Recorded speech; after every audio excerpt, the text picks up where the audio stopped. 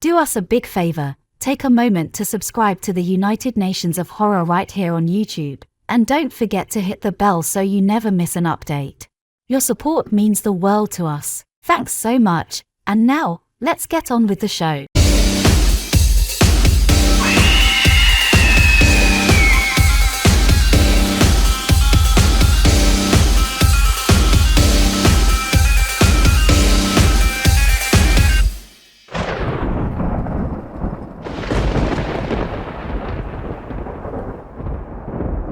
Welcome on, bienvenue. Welcome to the United Nations of Horror. We're your hosts, Mark and Jason. Hi, Jason. Ohayo gozaimasu, Mark, and ohayo gozaimasu to our listeners.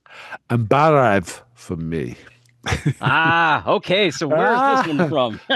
This is Armenia. And it's not Arabic. It's Armenian, has its own language, and Barav means hello. Very cool. So we're getting close to the end of the A's. We're going down the list. Yes. Yes. So yeah. So man, so how have you been since our last episode? Oh, pretty good.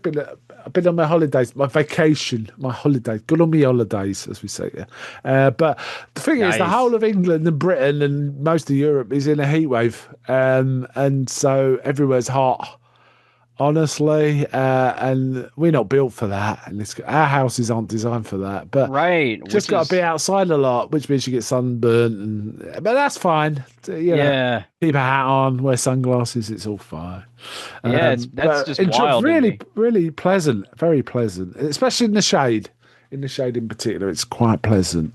But England's also quite a humid place. It's not humid like, say, Florida, but it can be quite humid. Yeah. See, here, always humid, and particularly this time of year, like if you go outside, you're going to sweat. There's no way around it. Yeah. But we're not a big aircon culture here.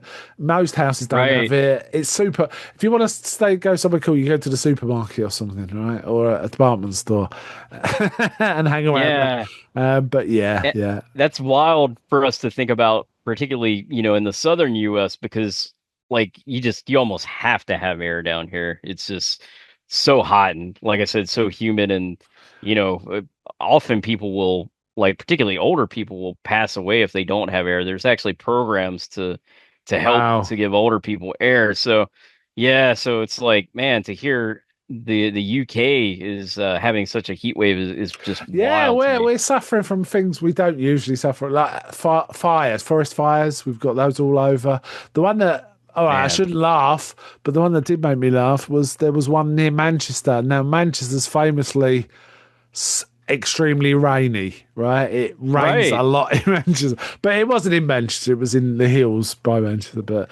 And I think part of that is a bit of an urban legend too. I mean, it does have a high rainfall, but it's not as bad as most people think, I don't think. Here in the US, we just think it rains all the time there, particularly in Manchester. Well, the thing is, this country, it's madness, for example, to try and plan a barbecue 1 week ahead. Yeah, no one can tell you what the weather's going to be in 7 days.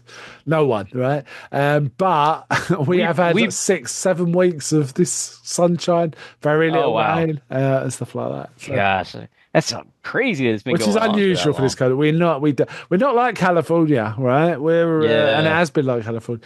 The weather is constantly changing. It's kind of interesting. I have seen days where it's been every variant of weather, literally bright sunshine, pouring with rain, thunder and lightning, snow, hail, the lot. I remember days in April where it's just we have everything in one day. Everything. It's madness, right? Yeah, that's a little bit like Georgia down here. We joke down here. Is it? Yeah, we joke here and say, if you don't like the weather, wait 5 minutes and it'll change. Yes, that's the same. Yeah, that's the same. Oh, nice. I didn't know that. Right. Yeah, the weather people, they always try to predict the weather, but they never do. They never do. Yeah, no. Okay, so today we're actually going to do a modern, a bang up to date movie, which we sometimes do, don't we? We sometimes do, or we do nearly new. But this is like the point of us talking, I believe, is certainly in the cinema in the UK. Oh yes, here this is US, right? Evil Dead Burn.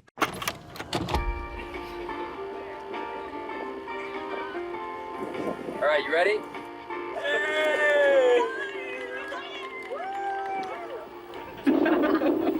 Thank you, Joseph. That was beautiful. No. That's Will's seat. Where's the wedding ring? Alice, you were his wife. Why aren't you wearing it? I'm not sure. Did you sell it? No, of course not. And get a good price. I really think we should do this another time. No, now's the best time. Will's looking down on us from above. From above. He's down below.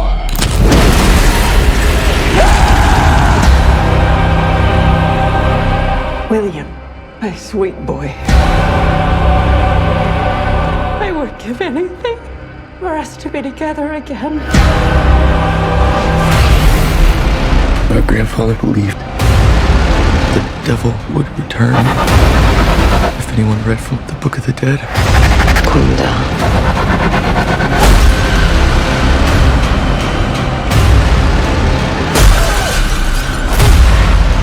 The whole family can be reunited.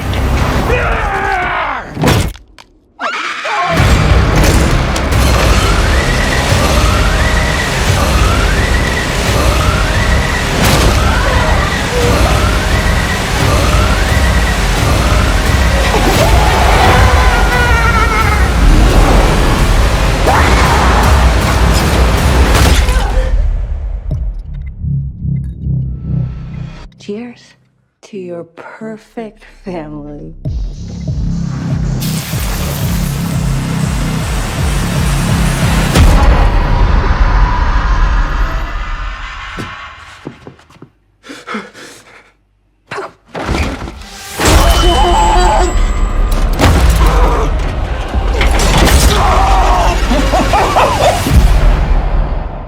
I believe in our time we've done the original trilogy.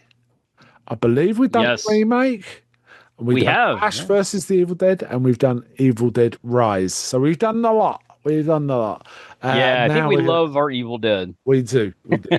And now we're doing Evil Dead Burn. I would This- actually, I'd go so far as to say Ash versus Evil Dead, my favorite TV series, not just horror, but like all around. Yeah, it is a love great Ash thing. versus Evil Dead. You know what? I was thinking about this. I was thinking, man, there's been some great TV series recently that no one really talks about. Welcome to Derry. The Chucky TV series was kind of unbelievably good.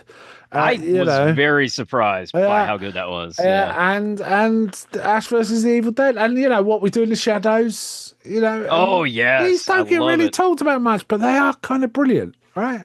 They really are horror TV series. Quite awesome. I mean, in the 90s, we sort of just had X-Files, and that was kind of there weren't a lot of great horror movies. Yeah, in the and then 90s, Buffy, but, and then Buffy, right? So yeah, that Buffy was for about it. sure. But X-Files sure. came before that. And before that, I guess Twin Peaks, right? Yeah, The only Twin horror you Peaks. really got on TV before any of this was probably anthology show. Anthology shows, horror anthology.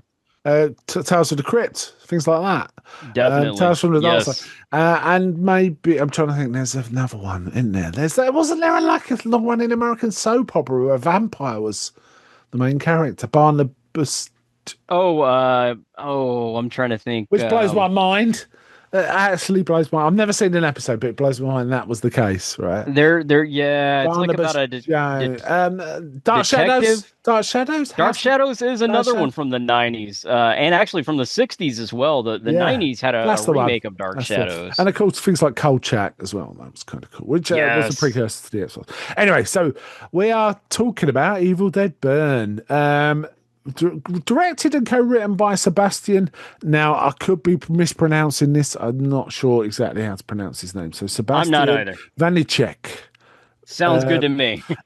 Produced by Robert Tapper and Sam Raimi. Indeed. They say on Wikipedia it's a sequel to Evil Dead Rise, but it isn't. It's not related at all to Evil Dead Rise, is it? In Not any really way? until the very end, and that's really very loose. You know? I missed that. Then you're going to have to explain that to me. Oh, okay. I Okay. missed that Yeah. link, and it could be. I don't remember Evil Dead Rise that well. I remember all the others, but Evil Dead Rise. While I enjoyed it, I know it was set in a city, and I really dug that. And it was set in a tenement block, right? But this was a different beast again. In fact, the old focus of this one was quite a bit different from the others.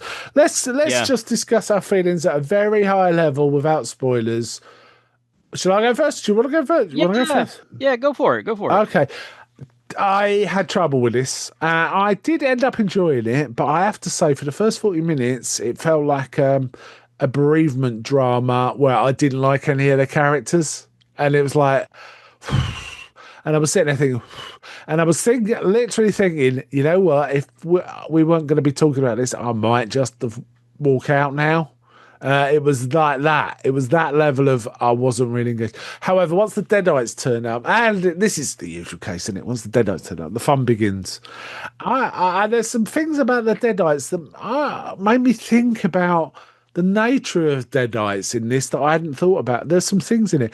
In the end, I quite liked it, and leaving it and thinking back on it, I like it even more. If that makes sense.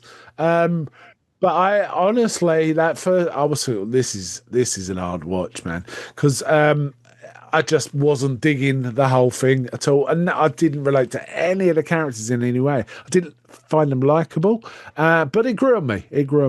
There was one other little problem I had was some of the action scenes, and this could be deliberate because it's like the chaos of war kind of thing.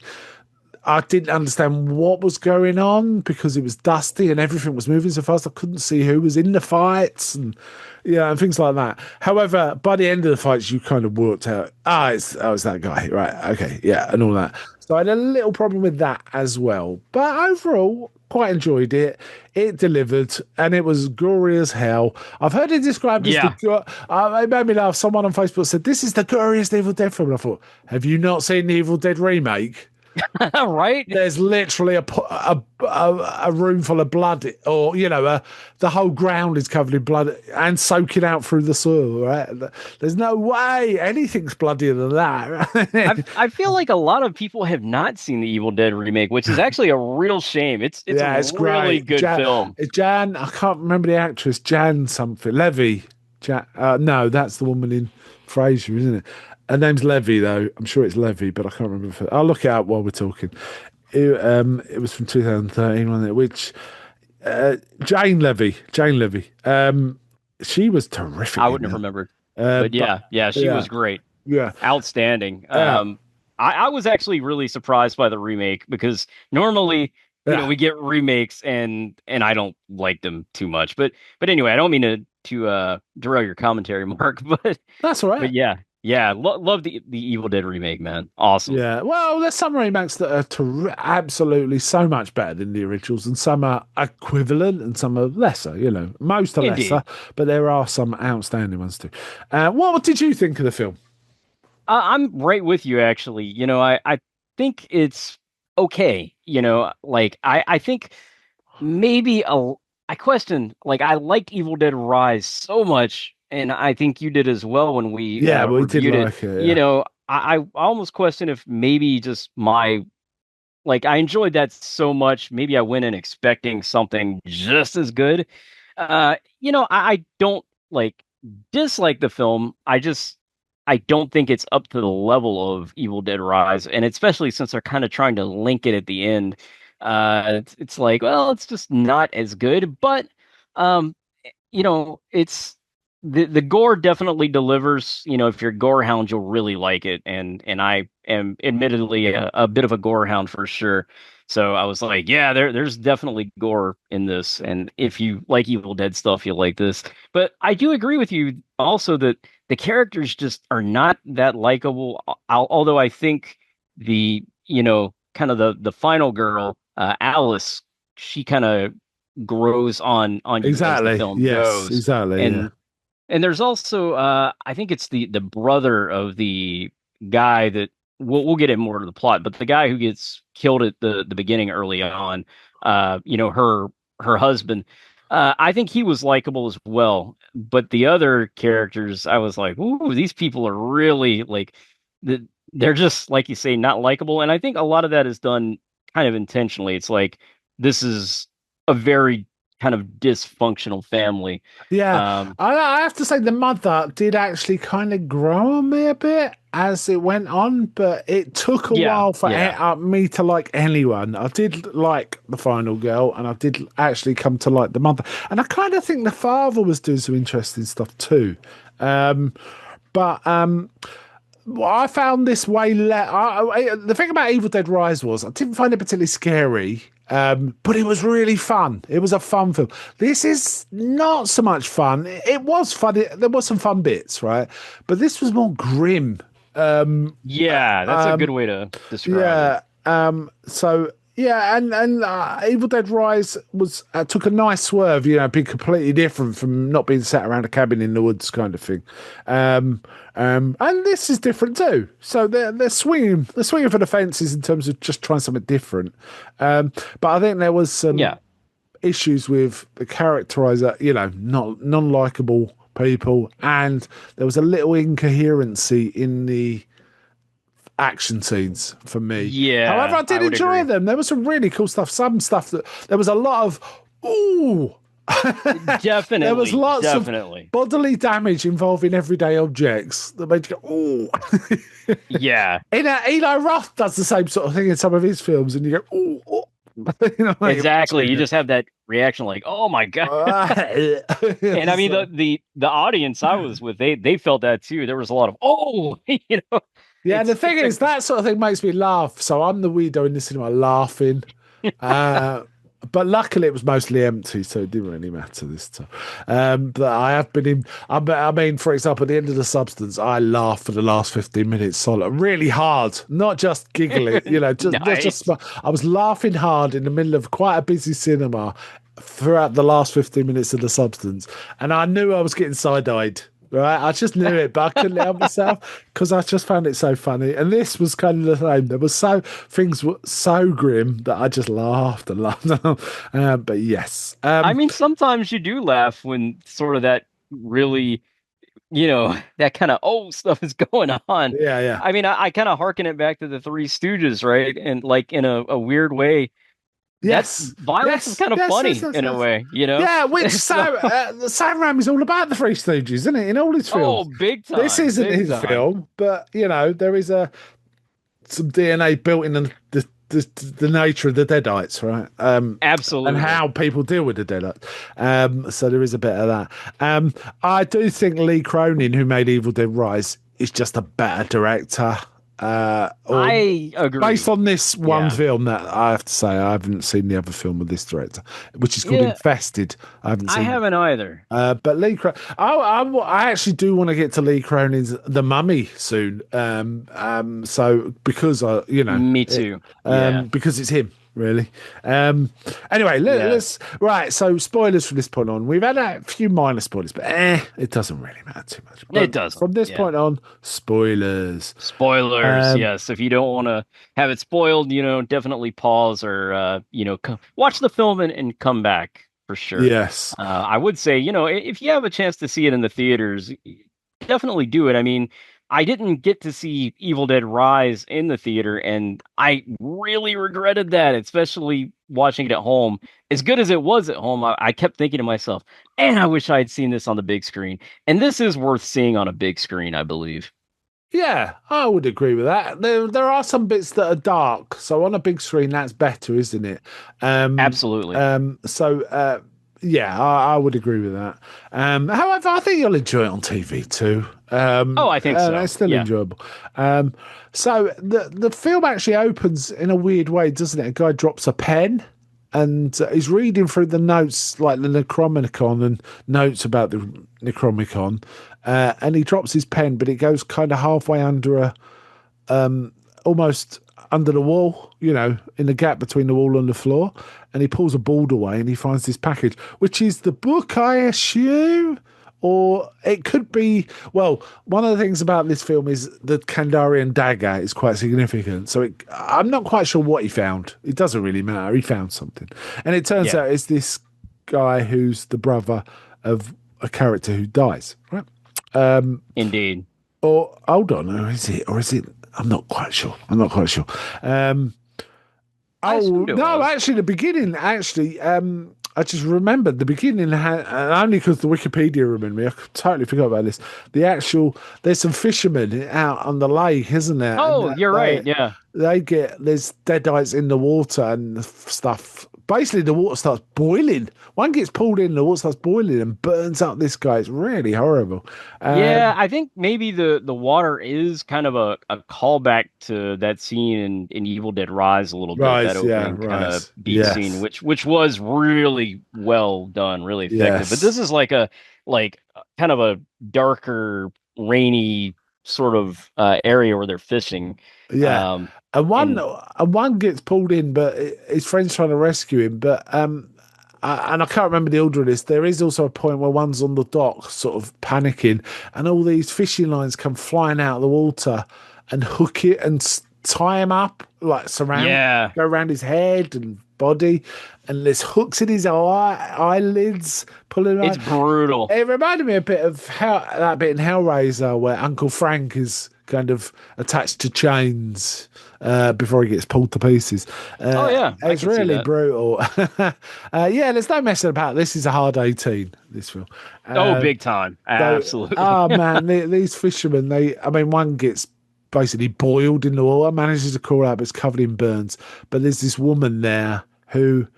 It ties back to the family, right? At the end, if I remember. Yeah, because he gets out to the ocean and like he pulls his friend out, but it's only like his torso. He's pretty much in half, and there's Oh yeah, just God, I forgot that. guts Yes. everywhere. And Yeah. then I believe by the end of it, he gets pulled in too. So Yeah, it's in a lake, these isn't it? They're guys, fishing in a lake. It's indeed, like yeah. that. Um, Yeah, it almost looks like a lake how you would think of like Scotland or something. It's so kind of yeah, dreary and everything. yeah. It made me But think of New England. New England. yeah, oh yeah, New England, definitely. Yeah. So then we go to this nightclub where there's a man, and he makes it clear it's his wife is a man, and he runs this club, right? He runs. He does, Well, he says it's a yeah. restaurant, but it's clearly a nightclub. I'm a little confused about the whole thing. Yeah, they Because they have to mentioned shout like over the music, right? Um, right, yeah, and he's got like they mentioned later he's got like sort of a I guess he loves French cuisine, and it sounds like he maybe studied to be a chef in France, Rants. but it is like a nightclub, like you say, rather than like a French restaurant. So I don't know, it's a little weird there with Weird. the whole nightclub vibe. Yeah, because his wife Alice is French. She sometimes occasionally talks French. Right, that's as where he met well. her, right? Um, And I think they say in Paris they in met. Paris when he went there because he wanted to study the cooking or something. Yeah. But there's also his brother and his brother's girlfriend. But there's obviously this man has anger issues, and you can tell the Yes. wife is not happy with him at all, right? No. She just and it feels like everything she does triggers him, so he just gets angry and angry. And they've been drinking, Yeah. and he goes to the car, and his brother's like, "Come on, man, let me drive you home." And he goes, "Oh, yeah." And basically, he kind of implies his wife's more interested in his brother than him. This is not a plot point, by the way. This is just him being angry.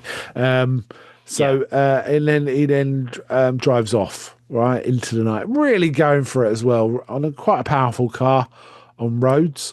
Meanwhile, one of the Deadite women is walking out of the lake. She's already kind of killed these fishermen. She's walking towards the road and just standing in the road, right?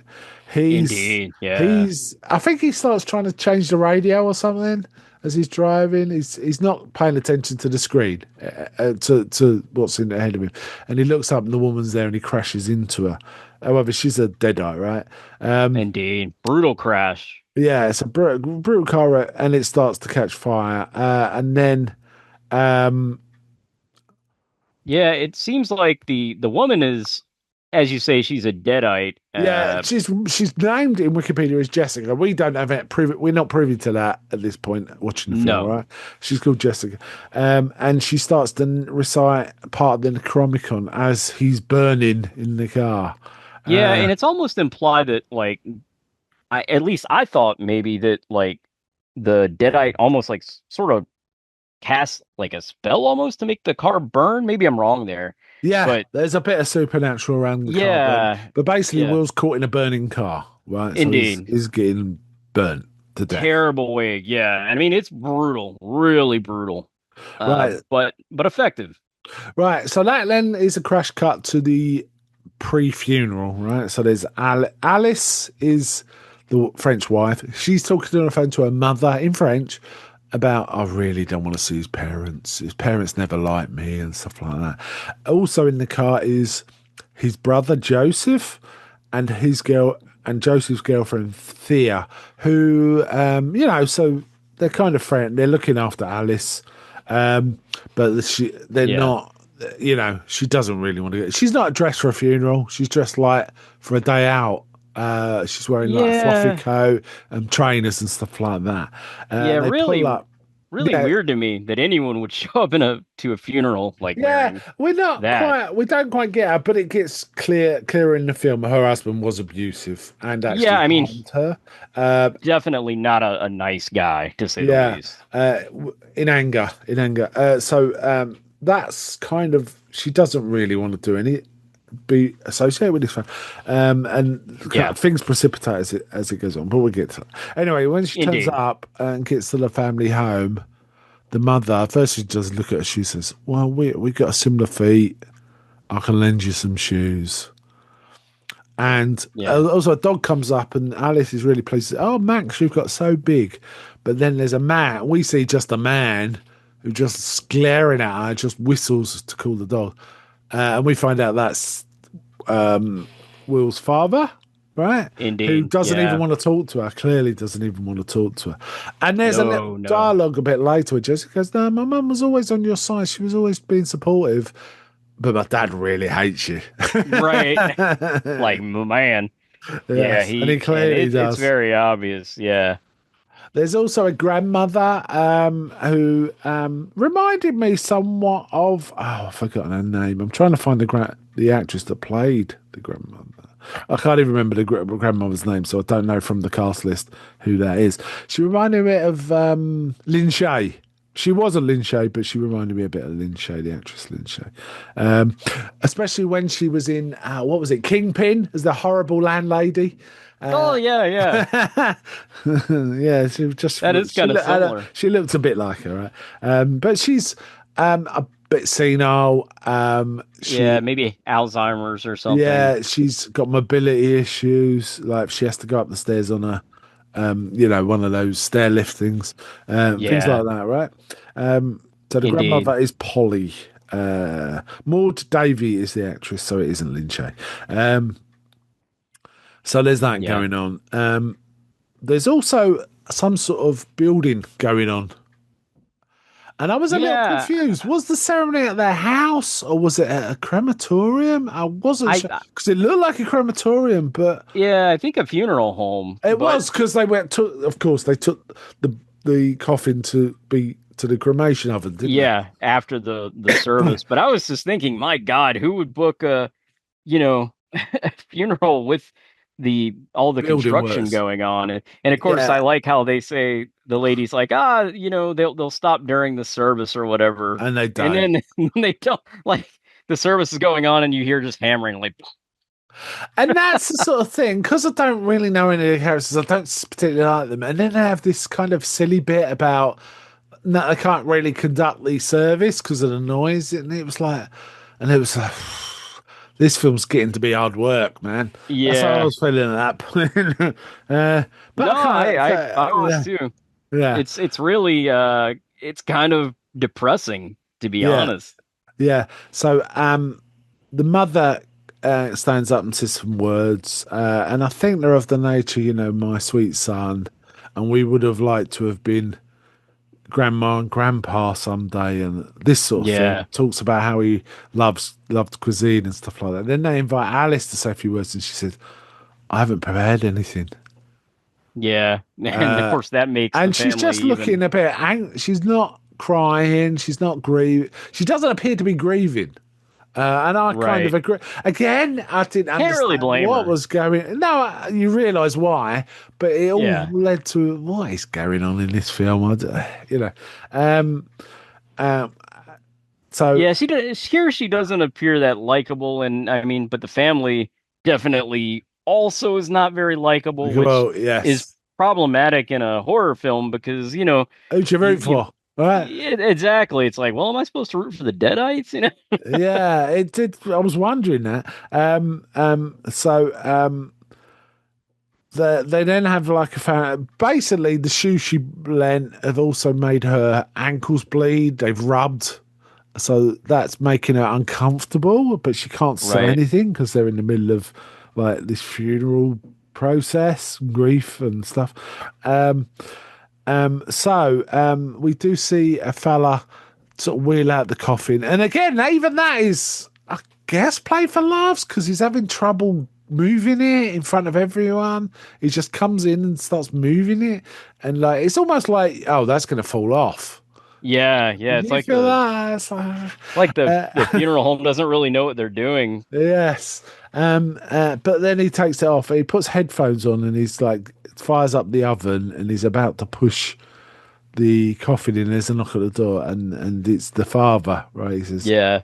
I like to see Now my it son. it did kind of make me laugh when he put the headphones on and he's like jamming out while he's getting the crematorium ready. Yeah, Because I was like, this is probably how it really is in a crematorium. Like, and it's kind of morbid, but like these people kind of deal with death so much, it's yeah, kind of I kind of sort of understand it, understandable. but Yeah, if you work in a crematorium, you've got to be respectful all times. One exactly. thing I thought was going to be a thing is he took the mother left the rose on top of the coffin, and he immediately took the rose off the coffin and threw it in the bin. And I thought the father was going to find that and wig out. That's how I thought this scene was going to go, actually. Yeah.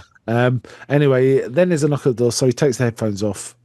Well, he doesn't at first. He takes one out and he answers the door and he's like, I'd like to see my son. He goes, you're not allowed back here. He goes, sir, this is the last time I get to be alone with my son. And it's Yeah. quite threatening, it's quite scary. So the guy Oh goes, yeah.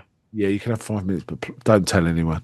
So he leaves him in there, and he's saying a few words over him, and then there's a knock. So he goes to the door, opens it, and there's no one there, and then he realizes then there's knocking on the coffin, right?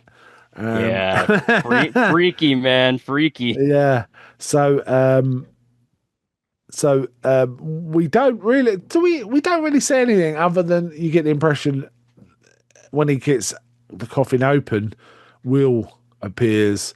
Because from that point, the dad's just, when he goes back to the family, he's just acting weird. We know it's Deadite Ethan. Oh yeah, we know he's possessed at that point. Yeah. But he's just acting weird. He's not quite. That's the thing with Deadite. Sometimes they don't know what to do when they're in the bodies, it feels like, right? They kind of, I'm in control of something. What am I going to do? But they also seem to retain the memories of who they're possessed, so they know about their lives and stuff like that. Yeah, they sort of mimic the human host, if you will, which is pretty freaky. Yeah.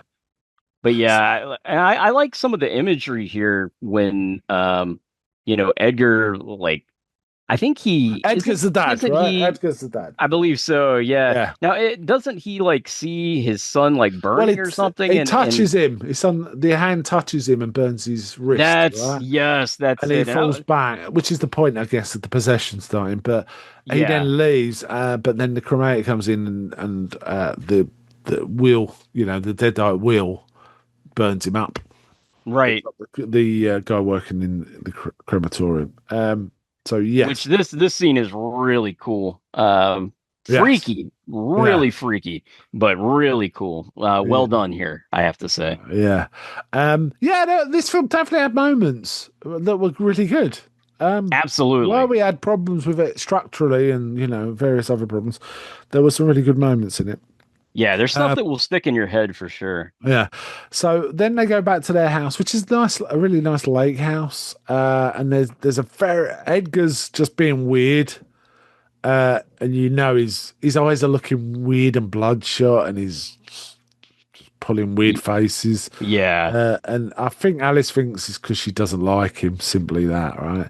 And then there's a dinner, which is really tense because the mother's saying, "Oh, you can run the restaurant now," and stuff like that. She goes, I just do the accounts. I don't know anything about running a restaurant. I go, of course you do.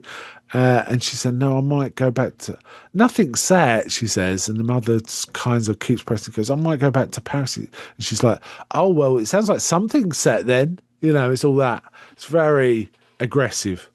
Yeah. And somewhat a bit passive aggressive, but just maybe straightforward aggressive.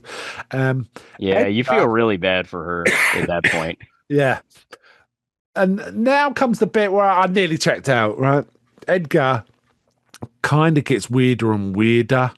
And then the dog is shouting at the dog. And then he stabs it to death, right? He basically gets a fork, I think, or a knife and starts stabbing the dog. And I hate that sort of thing. It's I like, do, yes. I don't rarely, I almost never, cover my eyes during a horror film. But when a dog's involved, or any kind of animal. Exactly. If it's a dog or a cat, man, I don't know. It's one of those weird things, right? Where I can watch, hundreds of people get killed on screen in a film, but if it's a dog or a cat, I'm like, no. Like I said, I literally covered my eyes during this, and it was I saw the first, I guess, stab, if you will, but it went on, and I was like, oh, so I can understand why you wanted to check out during that, because I was like, oh, this was too much. Yeah, I was essentially just waiting to see what would happen when the Deadites turned up. That's where I was at. Right. So anyway, Edgar's collapsed and they don't know what's up with him and they don't know why he's done this. So Joseph and his girlfriend Tia start to take Edgar to the hospital, but then he starts kicking off in the back of the car and he kind of... There's all sorts of weird scenes where he keeps picking up a knife, and Alice is kind of saying, "No, I'll take that," and he's like, "Okay." Oh, right, when they get back to the lake house. Yeah. I just mentioned he kind of gets fixated on knives, and Alice is kind of keys into that, doesn't she? Says, she does. I think she take that from you and all this. Yeah, I think she thinks maybe he's gonna kill himself. Actually, yes. In fact, at one point it looks like he's going to stab his own arm, and she grabs it off of him, doesn't she? Oh, that's right. And he actually says, right before he's "Please about to don't tell himself. my wife." He says, "Please don't tell my wife." Yes. Now I found my interest was piqued by that bit. I was kind of okay. There's still a I wasn't little completely bit of checked out. There was stuff in there that was interesting me, and I wanted to see where it went. You feel like he still has a little bit of his humanity left at that point. Like he's obviously possessed, but not totally deadite, possessed yet. Yeah, but I feel like his humanity is always there. His own presence is always there, even with the Deadite, which was interesting because usually once the Deadite's there, that's it. They're the Deadite, right? Sometimes they pretend to be the person they were still, oh, I'm not, let me out and all that sort of stuff. But ultimately, the Deadite's totally in control. I didn't feel that with Edgar, which was kind of an interesting twist. I feel like he was still there. I think maybe the Deadite fully possesses a victim, and I'm not 100% on this. I'm just speculating that, maybe a Deadite fully takes over after the human is dead or has been killed. Well, no, there was a bit. Oh, you know what? I don't know where it comes, but there's a bit where he's clearly dead, but I think we still see an head, because he shoots himself in the head, frankly. That's right. That's right. I'm not sure he's completely gone. Edgar, I mean. Yeah. But yeah. There's a little bit of that left. So, anyway, I kind of checked back in when this car stuff happened because Edgar went mad in the car. I mean, insane. Yes. And then started, I think with a pen or something, started to stab Thea over and over and over and over. He takes the seat actually and stabs her. Oh God! He stabs her through the head. Through the head. He pulls the headrest out. The headrest. It's got two pointy things, and he stabs her through the head with one of the points. Right? Oh man, that's grim. So he thinks she's dead. So yes. So Joseph runs away because he thinks she's dead, and Edgar's gone insane. Yeah, because the car crashes when all this is going on. Oh yeah, so, yeah. So I mean, A cool crash too, isn't it? From overhead, we see. I liked that. Yeah, it was a cool. different view because we already got the one brutal crash in the beginning, and here we have another one. So yeah, and is it snowing as well? It's cold, isn't it? It's it's like yeah. And I mean, I mentioned to I think it may have been my dad. Like I said, this it feels like this film probably should have been released for Halloween with the snow and everything. I mean, granted, films don't have to necessarily be seasonal, but I do feel like rather than a summer movie, this would have been a better kind of Halloween movie. Yeah, maybe. I don't know really. Maybe the thing is, there's a lot of horror films coming our way. There's a lot this year. So absolutely. Maybe. So he runs. Meanwhile, Alice finds all this research notes and nearly reads the 4 words of the Necronomicon, which is not Klaatu Barada Nicta. Well, there are only 3 words. None of that. It's like some Kanda, da. She reads 3 of them, and she's just about to read the 4th. And we do see the traditional Evil Dead whizzing through the woods towards the house thing, as the words. You gotta have that. Oh, you gotta have that. But then before she gets to the 4th word, she just said, this is bullshit, right? So, but then she gets attacked by the dog who has reanimated. All right. Oh yes. So that's the one cool tick for this film was a deadite dog. I kind of like that. I did too. I thought that was cool. And weirdly, it gets less damage when it's a deadite than it did when it was alive. So true. Yeah. It made me kind of think of the dogs in Resident Evil. Because you always have the dogs that attack you, and those things are just vicious in the game. Oh yes, there's a Resident Evil film coming. Did you know? Oh, another one. Okay, I didn't realize. I saw the trailer. It doesn't look like a Resident Evil to me. It looks like something else. But who knows? Who knows? It might be just a poor trailer representing it in a poor way. I don't know. Anyway, Resident Evil has never had the best films. I like the first 2 quite a lot, actually. I like the first one a lot that they did. But anyway, we're getting off track, I guess. We are getting off track. So then Joseph's back and sort of says crazy things, but he doesn't really explain anything, which is weird, right? He really doesn't. But then there's some contention there, and we also hear from the mother about how she struggled to keep the family together and how difficult it is. There's also a bit of where they're watching videos of Will and Alice's wedding through Joseph's cam. There's a bit of that. And Edgar's kind of checked out. This is earlier. Edgar's kind of checked out when that's happening too. So they're kind of things going on. The granny is clearly borderline dementia or Alzheimer's or something, because she keeps referring to things that no longer exist and people and stuff like that. There's a bit of that, and she constantly accuses. Is it Thea of stealing, being a thief? She does, Yes. I thought that was kind of funny. Yeah. She constantly calls her a thief, and have you come back to apologise, thief, and all this? Anyway, it actually made me kind of laugh. And then Thea turns up with the headrest for her head. Indeed. So everyone's like, and she slowly pulls it out. That was brutal, man. Yeah. Oof. They basically managed to get her and some of the fights were a bit incoherent. You kind of, what's going on here? Did you find that? Or? I did. Yeah, I definitely did. And I question, like, man, maybe it's just my vision, because my vision is kind of poor.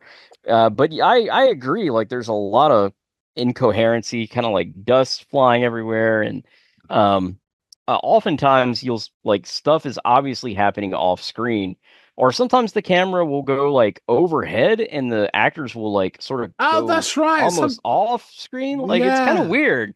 There was shots of people running away from the action, so you don't see the action. You see someone trying to escape it, and you see kind of the action in the like a corner of the screen, slightly out of focus, and Yeah, I guess I that must have been a deliberate directorial choice, but it didn't feel particularly satisfying.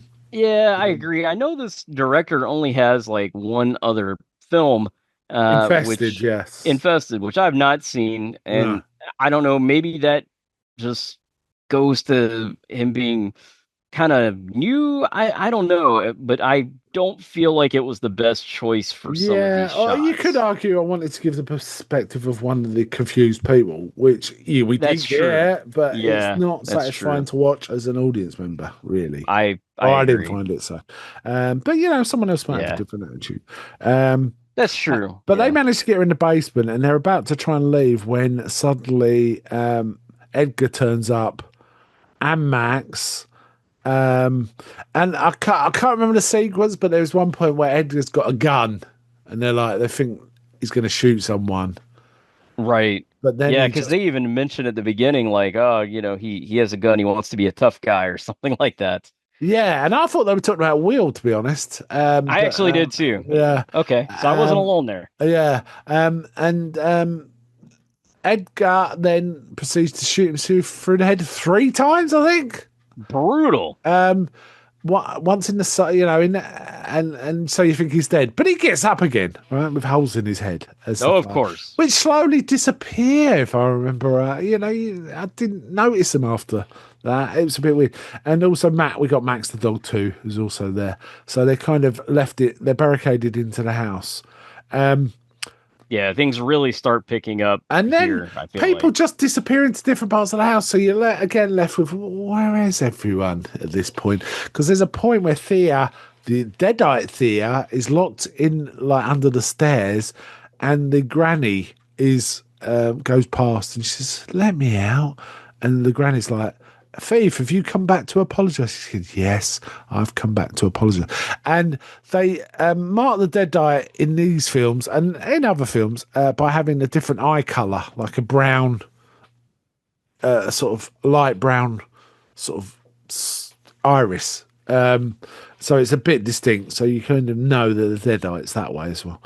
So because there's a really cool close up of Thea looking through the gap, and you just see her eye and her nose, as she's talking. Yeah, definitely. So then she managed to get out because Polly lets her out because she thinks she's a thief who's about to apologize. Right. And then she starts fighting with the family.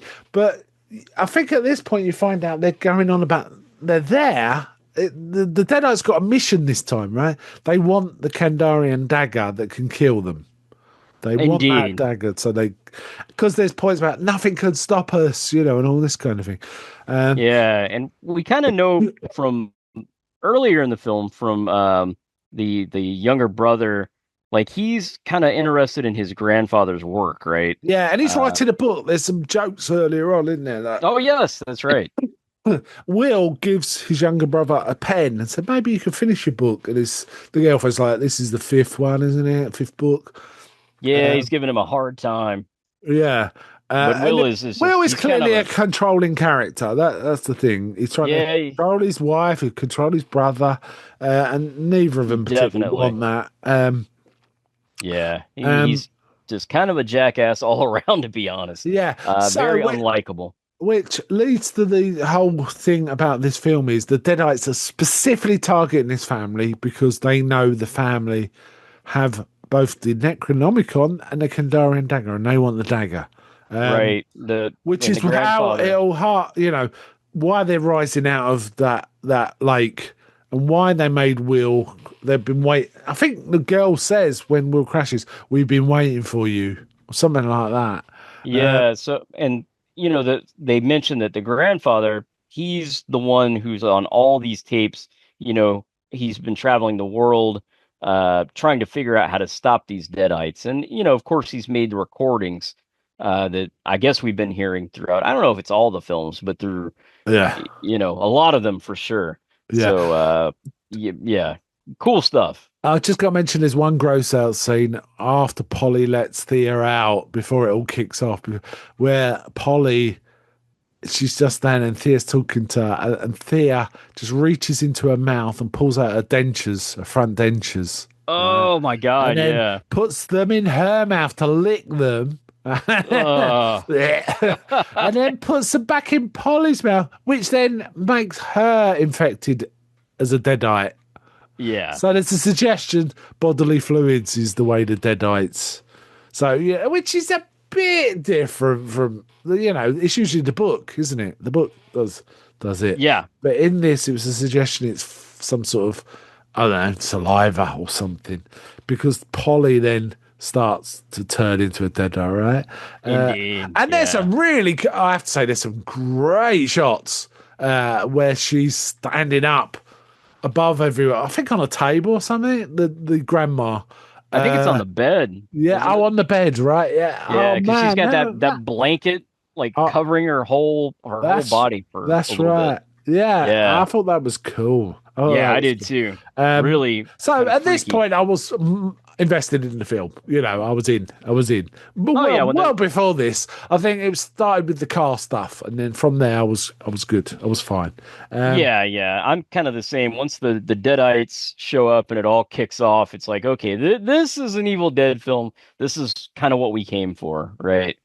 Yes. Then Thea's attacking them all, and like I say, it's a little incoherent. But Joseph Joseph, who seems like a bit milquetoast and a bit weedy, and Yeah. not an alpha male like his brother. He's probably been in his brother's shadow for. He actually surprised me because he actually kills Thea by smashing her head in, and I can't remember what, with like a back of a chair or something solid. Yeah. He just really smashes her wild, head man. in. I mean, properly destroys her head. Yeah, which is totally mad. gone. Yes. So Thea's out of it, right? However, Big time. Polly, the grandma, is now possessed. There is this. And then the mother, Susan. Now, we get a lot from the mother during all this, where she's like still in grief, but she's talking about how hard it was for her to look after the family because her father just left them, right? And she blames Yeah. her mother's, illness or dementia on the fact the father just left them be. Just Yeah. checked Obviously out kind of thing. So, and she's Yeah. kind of traumatized around that. However, then there's a scene where the grandma's saying to Susan, "We can all be together. We can all be together," and then Yes. they look around in the Creepy. window and Edgar's there, all right? He's got bullets in his holes in his head and all that, but he's Right. there. And she opens the window and then they kiss really passionately. Yeah, it's pretty And she gross. actually says, she says, "You haven't kissed me like that in years." And he's kind of looks happy. And that was the point I was thinking, is Edgar in there? Is this is the Deadites letting him stop repressing their feelings for each other? Or, because it felt like it wasn't a Deadite kiss, if you know what I mean. I don't know. It was a bit odd. I feel like but I Susan liked it.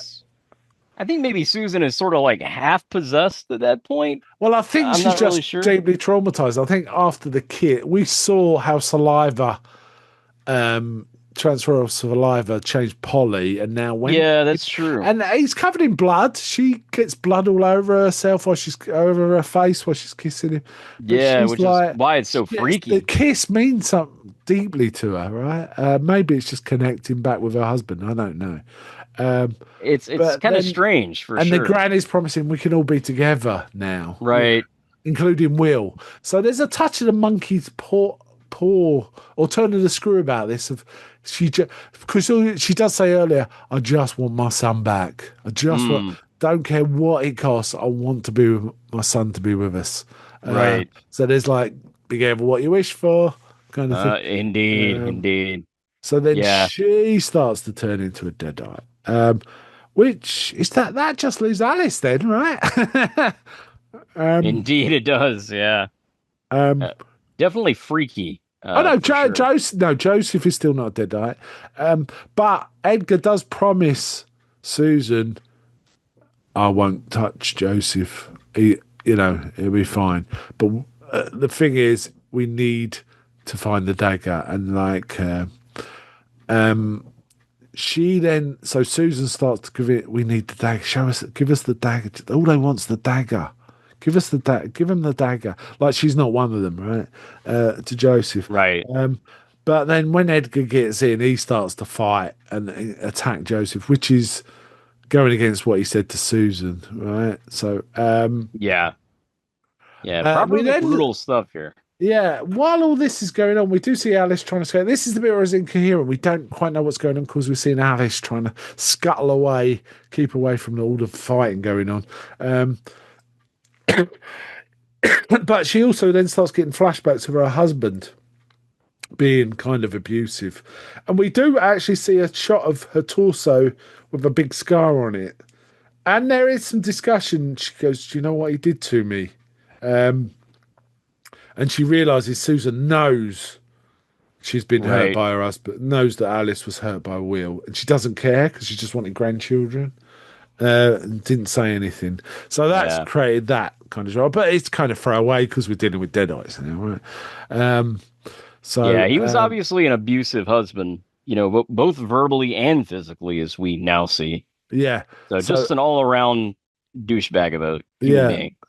Now, earlier on, we did see Edgar trying to wanting to go out and do some gardening because he's so angry. And Josie's like, "This isn't the time to go." And he's trying to start this big rotary saw with like petrol in it or fuel of some sort of gasoline, Right? And not being able to. But then Alice finds it and manages to and tries to get it working.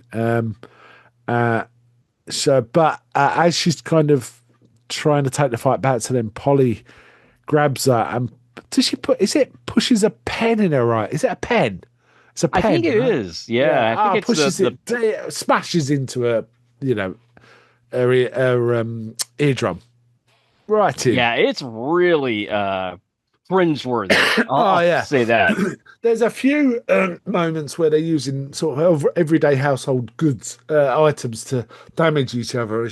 There's a bit with a razor, a safety razor, but one person's just scraping it down the face. Oh man, brutal, man. Yeah, I have to mention here too, like the sound design, like all that stuff, but like with the pin going in the ear and everything, all the sound effects and the music too, all really well done here.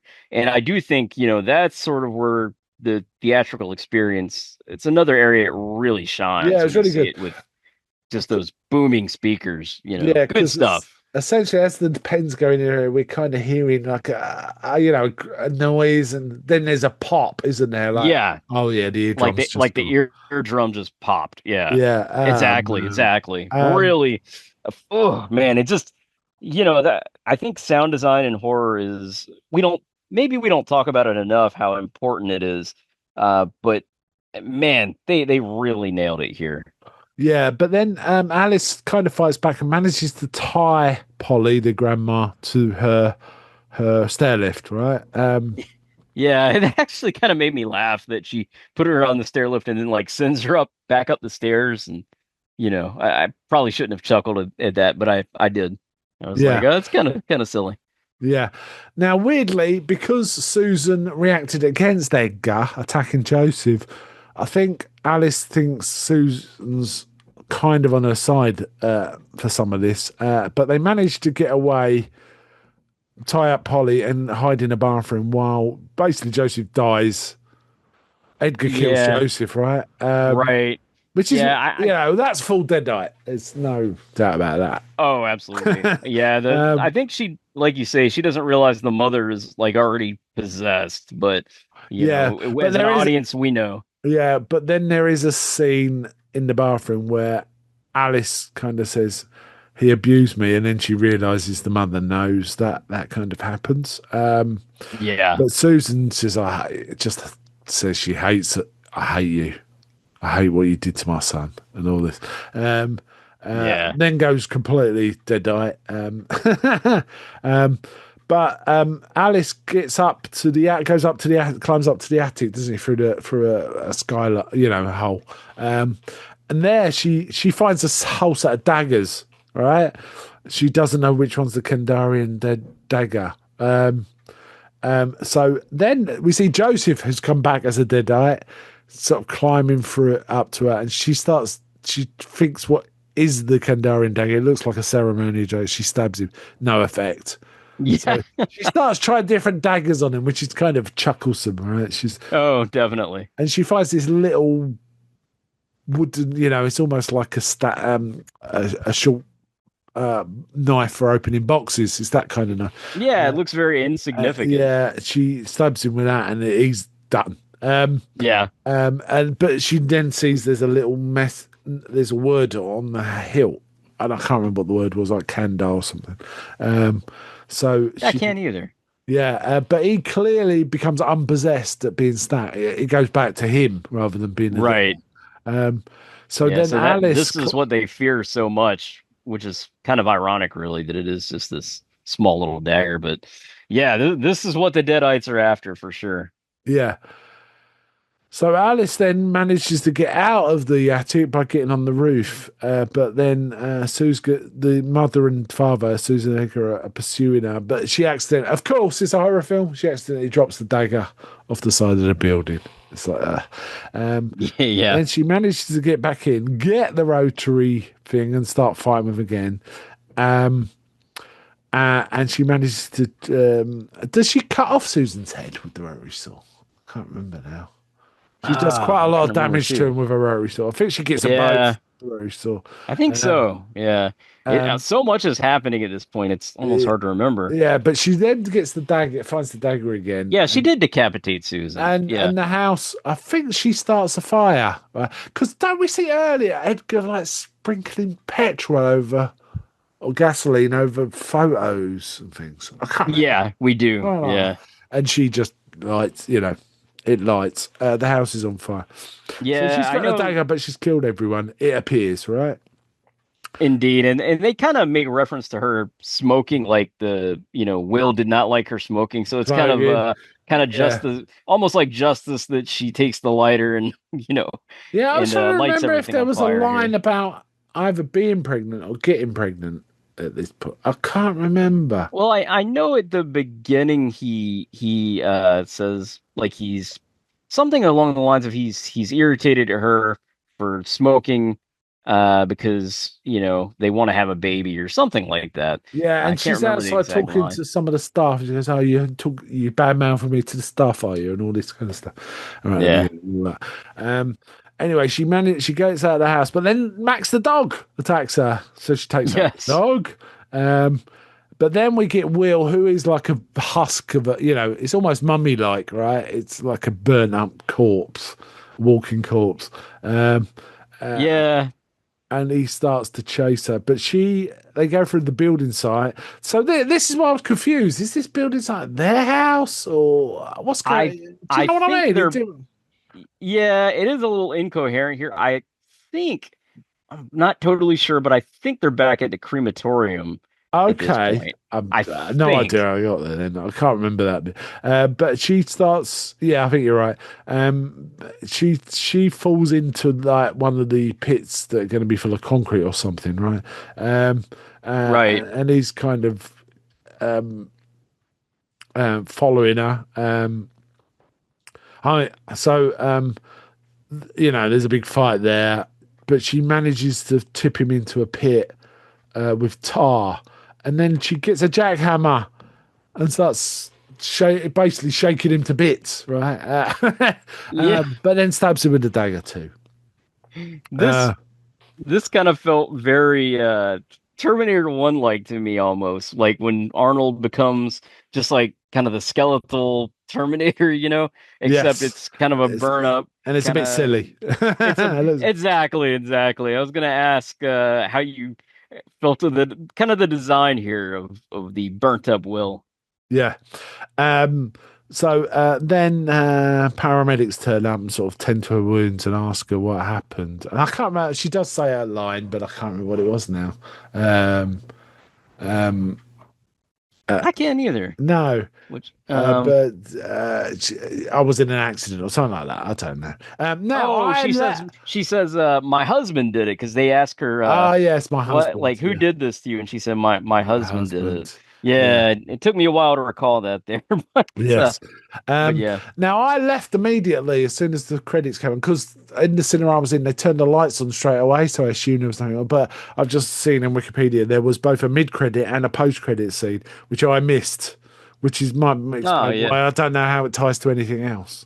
Did yeah. you stay to the end? Did you I see? did. Yeah, Okay, although tell us about my it. cinema also turned the lights on them, which always irritates me when they do that. I'm like, Well, if ah, there's a come mid-credit, on, you'd think guys. they'd have more sense. And I don't know You why would they think. do that. I don't know why they do that. They should let the credits roll, right? I don't know if they're just trying to get Yeah. people out of there, but you do see the still possessed Polly, the older Polly, and she's like crawling away, and this motorist kind of finds her and is like, "Oh my God, are you okay?" And then of Oh, course, okay. I think I want to say she scratches the motorist's leg, and then it's kind of implied that Oh, the yeah. They could have motorist been, is yeah. possessed with So the this dead is a eye. bit like a zombie thing rather than the traditional dead eye thing of, read the Right. words and the spirits appear and possess people, right? Um, Indeed. Yeah. okay. Yeah. And then we get, some more credits. And then I guess what you call post credit scene is you see the daughter, the little daughter of the crematorium manager, um, kind of looking through all these urns. And you see the mother from Evil Dead Rise, Ellie Bixler is her name, Okay. Yeah, yeah. and it's like unclaimed ashes, but then she emerges and actually kills the little kid, which really surprised me because this is like a 7-year-old girl.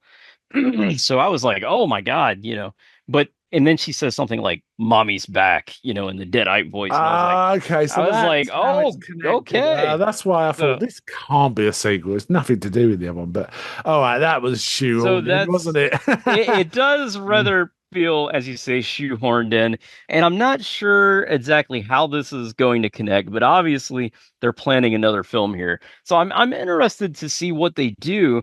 Obviously, I love the Evil Dead franchise, and I'm glad that they are doing more, but I don't know if it's a good idea for them to maybe continue with the same director. With this one. But Yeah. exactly. But nonetheless, an interesting kind of two sort of mid credit and post credit sequences that Yeah, which I you didn't don't see. normally see.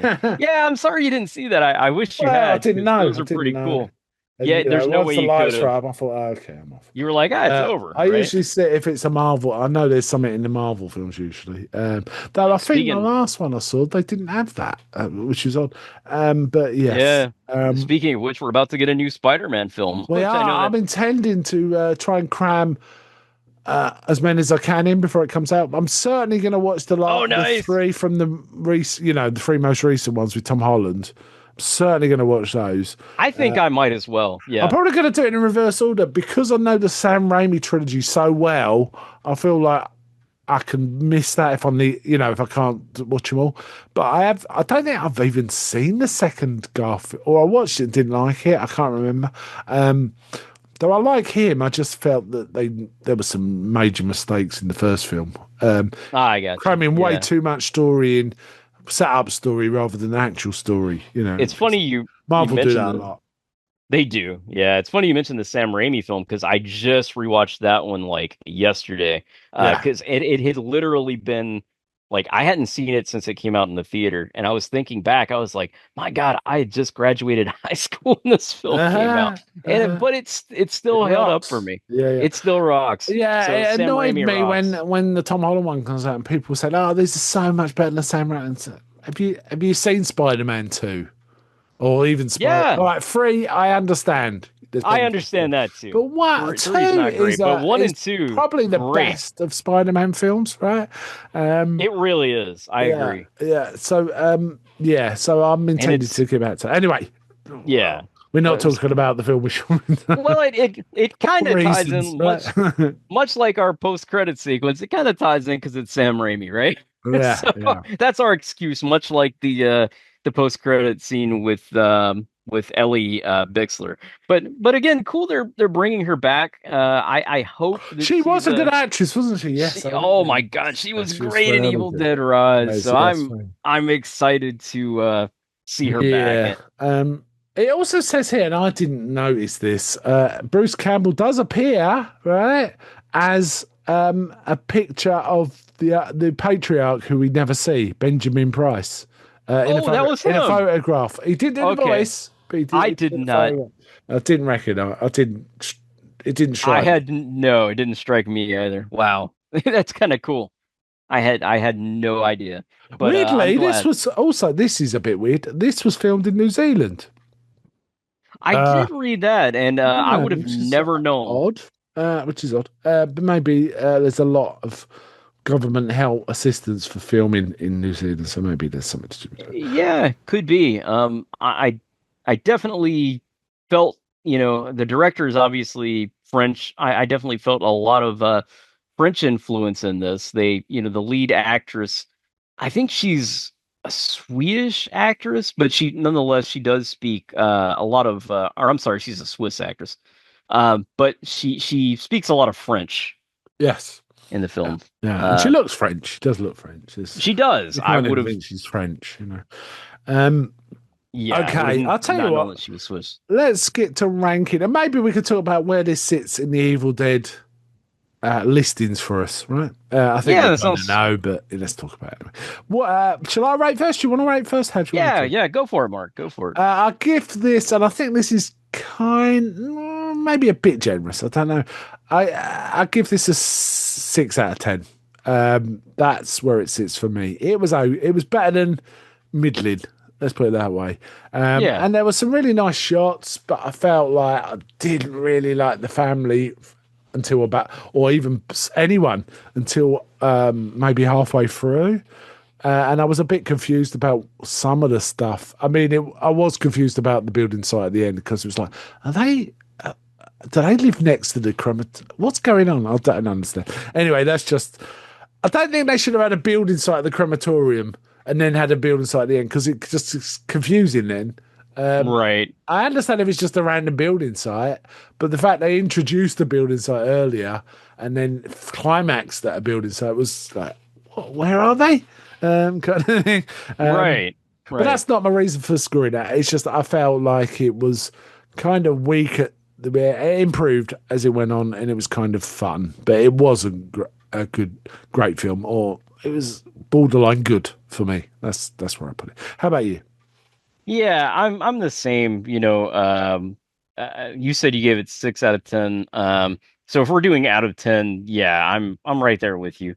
I'd probably give it a 6 out of 10 or 3 out of 5. It's good and it's worth seeing, and I enjoyed it. But it's definitely not my favorite Evil Dead film. I think it's like we've mentioned all the kind of problems already, right? Like the some of the fights or the action, if you will, is sort of just all over the place, kind of incoherent. The characters in the beginning, not very likable. Our final girl, she's not bad, but she's not like great either, in my opinion. She's kind of there. Yeah, and there's also some setup that's like, is this like the ceremony being interrupted by noise outside? Is that meant to be funny? Or to be uncomfortable? Right. It felt like unnecessary. It did. It defocused from the bereavement drama. And I wasn't even interested in the bereavement drama, but it was like, well, at least let's focus on it if we're going to do that, Right. So, I had some problems. Yeah. So we're about the same. Okay, we're about the same. Yeah. Let's talk about. All right, we'll put Ash versus Evil Dead to one side for now. Films. How do they work for you? What's your favorite to least? Would you say? Oh man, I kind of hate to say it, Mark, but this I think is kind of my least favorite. But I will tell you, in order, I can give you my listing. So, original Evil Dead is still my favorite. It's okay. It's sway and scary and still. Yeah. It is. It still works for me. I still find that film to be very scary. A lot of practical effects. To me, it works. Yeah. Then Evil Dead 2, and then I would put the remake Okay. from 2013 next. Yeah. Then probably this is where it gets hard for me because I love Army of Darkness, but Army of Darkness is to me really more of a comedy than a It's a horror film. comedy. It's a Yeah, goofy hot comedy horror, isn't it? Yeah. it is. So, I love that film, don't get me wrong, but I think I would actually put Evil Dead Rise next, Okay. then Army of Darkness, and last Evil Dead Burn. So Right, I think that's that's for a me. fair How list. Mine's slightly about for you? different because of how I enjoy the films. I'm going to Yeah. say, for me, the best one is Evil Dead 2. I Very just fair. really love that film. Yeah, Then awesome it's film. the first film, Evil Dead. Then it's Army of Darkness because I just love it. I just love it. Yeah, it's great. It's And then absolutely outstanding. it's Rise, and I would say they cluster quite closely, right? Evil Dead 2 Yeah. is the real standout, but they cluster quite closely for me. Though Rise is definitely sorry, did I do the remake? Did I mention the remake? Not yet. No, sorry, I meant the remake should come fourth. My Gotcha. mistake. Fourth. The Okay. remake should be fourth because I really dig that. I thought that was a terrific remake. I'm really glad. Yeah, me too. I went in pensively, really liked it. A lot of it was how good Jane Levy was, actually, as well as all the other stuff. But she really elevated it, really did. I agree. And, She's outstanding. Also, the actress in Rise, Rise did as well. So I'd then put Rise, so second to bottom, but I still think it's a good, really good film. And then Burn is last for me, and it's definitely the last. It's not like a close thing in any way. Yeah, same for me. So I was going to say, should we put Ash in? No, let's not. It's its own thing. It's terrific. It really is. It's so terrific, right? It's really great. If you like Evil Dead at all, like, I mean, you almost have to watch, I guess, the first really three, to totally get Ash versus Evil Dead. But even if you just watch the first like two, you should watch Ash versus Evil Dead. You'll Ash love versus it. Evil Dead is great. And why wouldn't you watch all three of the first films? The original films. Exactly. Just such a beloved horror trilogy or franchise, if you will. So I would say Evil Dead Burn for me was a slight disappointment, but I got something out of it. There was some cool shots and stuff. I just felt it didn't really reach the heights of Rise. I'm the same. And Rise, I didn't go in with the same anticipation as you, so maybe that helped. Because I know that sometimes these things are not what you expect, and in a sense, Rise was kind of like that, wasn't it? It wasn't. What it was.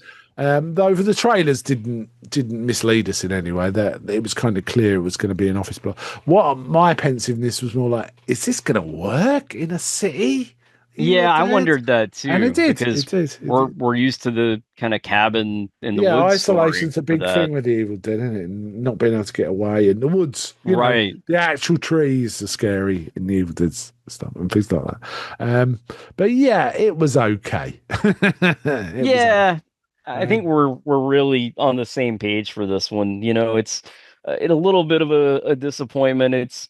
I would say if you like Evil Dead, you're going to get some enjoyment out of this for sure. But I definitely think it is the weakest of all the Evil Dead films. So yeah, Okay, I think we're probably wound up. Do you want to lead us out? Yeah, let's do it. Well, thanks to everyone for listening and watching the United Nations of Horror. Come join us on our Facebook community at www.facebook.com/groups/UN of Horror. We're on YouTube. You can find us at www.youtube.com/United Nations of Horror. And wherever you listen to your fine podcasts, we're on Spotify, iTunes, Amazon Music, all those fine places and more. So if you just want to hear us on audio, that's great. And if you want a little bit of video, we're on YouTube as well. So check us out everywhere. And if you will give us a like or a review, that definitely helps us out as well. Yeah. Be sure to check out Mark's podcast, The Good, the Bad, and the Odd.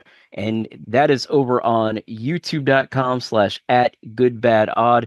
And your podcast feed is now working too, right, Mark? Yes, it's working. Unfortunately, I've lost some of my sub feeds, but I've worked out a way to how to reanimate them.